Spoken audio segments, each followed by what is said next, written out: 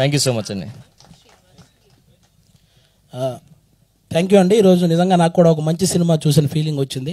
అందరూ సినిమాలో ఆయుష్ చూశారు, నేను ఈ సినిమా ఆయుష్ చూశాను. ఖచ్చితంగా ఆహాలో చాలా గట్టిగా ఆడే సినిమా అవుద్ది ఇది. ఆహాకి మంచి సబ్స్క్రైబర్స్ అలాగే వ్యూవర్షిప్ కూడా వచ్చే సినిమా అవుద్దని నేను మనస్ఫూర్తిగా కోరుకుంటున్నాను. ఇంకా ఇప్పుడు ప్రజెంట్ ఈ సినిమా ఇండస్ట్రీలో నాకు వస్తున్న అవకాశాలకు కానీ, నేను చేస్తున్న సినిమాలకు కానీ, నేను వెనకేస్తున్న రూపాయలకు కానీ, అలాగే నాకు ఇస్తున్న కాంప్లిమెంట్స్కి కానీ అన్నిటికీ మూల కారణం అభి అన్నయ్య. నేను అది ఎక్కడున్నా చెప్తాను. అభి అన్న లేకపోతే ఈరోజు అసలు నేను ఇండస్ట్రీలో అంటే ఇంత ముందుకైతే వచ్చేవాడిని కాదు, అసలు ఇండస్ట్రీకి కూడా వచ్చేవాడిని కాదేమో అభి అన్న అనేవాళ్ళు లేకపోతే. కాబట్టి అలాంటి అభి అన్న ఏం చేసినా మంచి జరగాలని మనస్ఫూర్తిగా కోరుకుంటాను.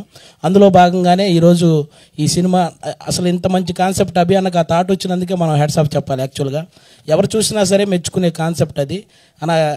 మీకు ఎలాగైతే మన జబర్దస్త్లో మీరు కొత్త కొత్త కాన్సెప్ట్తో వచ్చేవాళ్ళు, కానీ ఈరోజు ఈ స్టెప్ మాత్రం వేరే లెవెల్. ఇంకా మీరు ఆల్రౌండర్ పర్ఫార్మెన్స్ మీ అందరికీ తెలుసు. మీరు కామెడీ చేస్తారు, ఒక సాఫ్ట్వేర్ ఇంజనీర్గా చేయగలరు, ఒక యాంకర్గా చేయగలరు, హీరోగా చేశారు, ఇప్పుడు డైరెక్షన్ చేస్తున్నారు.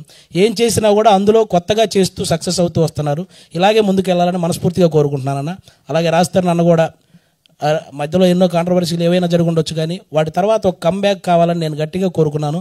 నాకెందుకో ఈ చిరంజీవి సినిమా అనేది గట్టి కంబ్యాక్ అనిపిస్తుంది అన్న. Thank you so much. మీకు కూడా చాలా బాగా పర్ఫామ్ చేశారు, అందులో మిగతా ఆర్టిస్టులు కూడా. అందరికీ కూడా once again thank you so much. మాకు కూడా ఈరోజు ఇక్కడికి పిలిచి ఇంత మంచి ఎంటర్టైన్మెంట్ ఇచ్చినందుకు అందరికీ థ్యాంక్ యూ సో మచ్ అండి. Thank you. థ్యాంక్ యూ ఆది గారు.